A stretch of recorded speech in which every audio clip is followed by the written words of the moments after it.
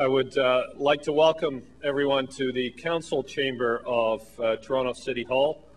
I'm very honored to be able to be hosting you here with distinguished guests like Senator Doug Roach, who's done so much for the cause of peace and for ending the existence of nuclear weapons. And Senator, I want to thank you for your long leadership on these issues. And of course, Alexa McDonough, the former leader of the New Democratic Party of Canada, and the ambassador from England. Anthony, thank you so much for honoring us here. I can't comment about you politically in the way I can Senator Roach and Alexa, but we're honored by your presence.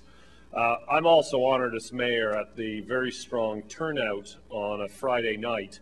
I'm a member of Mayors for Peace. I was invited to be so by the mayor of Hiroshima, who I must say is a remarkable leader who sends a remarkable message constantly throughout the world through his organization of mayors about the importance of ending the existence of nuclear weapons. And if you haven't had a moment to go upstairs to the Members' Lounge is the area walking behind here, one level up. You can see some extremely moving posters. I know you're all persuaded on this issue, but the posters are incredibly moving, and I think you should really take an opportunity to see them.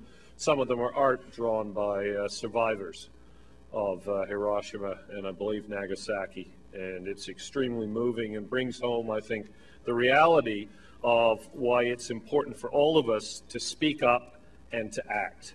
And I think that's what tonight's panel is about, and I'm delighted. And I do want to thank Professor Mette Spencer, who's here, for coordinating and organizing this event.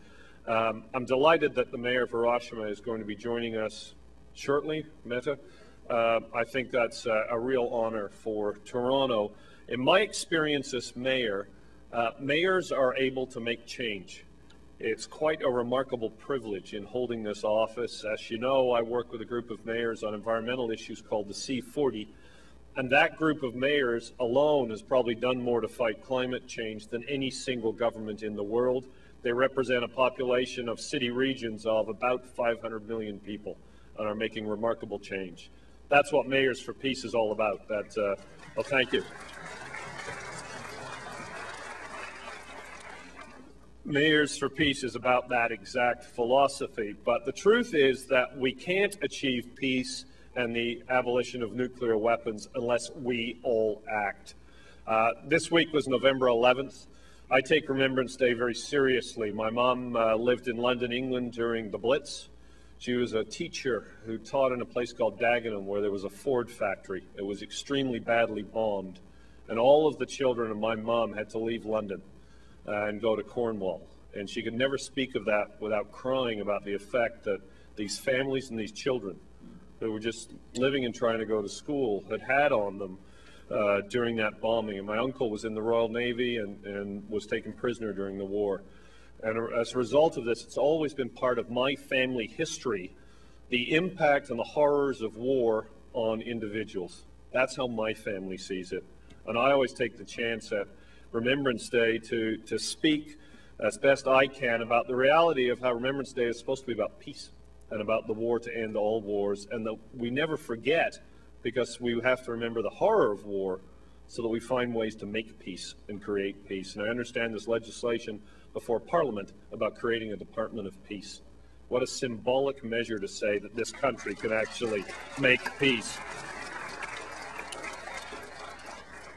Two more comments. My instructions were bring greetings, welcome us, and sit down. But this is my council chamber, so two more comments. I had the privilege recently of being at the 25th anniversary of the Peace Garden.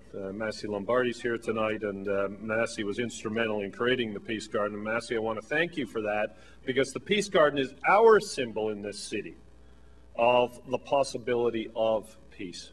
And it is tragic that since the Peace Garden was founded 25 years ago, we have still seen Canada involved in wars, most recently Afghanistan, the United States involved in numerous wars. But the power of the Peace Garden, which was inaugurated by Pierre Trudeau, which His Holiness Pope John Paul II blessed, which Queen Elizabeth officially opened, the power of a statement at our city that we believe in peace is remarkable. And I think that's one of the reasons that we can be here in this council chamber in confidence that the people of Toronto truly believe in a mission of peace and a mission to abolish nuclear weapons. And I think that will give the deliberations and discussions tonight great strength, because we are in this council chamber a place that has historically voted for and supported peace initiatives of many, many kinds. The final comment I wish to make, I've been asked to encourage everyone to sign the peace banner, which is also in the members' lounge behind us. I had the privilege of signing that at the 25th anniversary with Father Lombardi, some other guests, and Justin Trudeau. And it was quite interesting to see Pierre Trudeau's son be here to celebrate the Peace Garden 25 years later and sign the banner with me. It was also signed by hundreds of Toronto young people who organized a concert called Manifesto on Nathan Phillips Square, which was predominantly but not exclusively hip-hop music.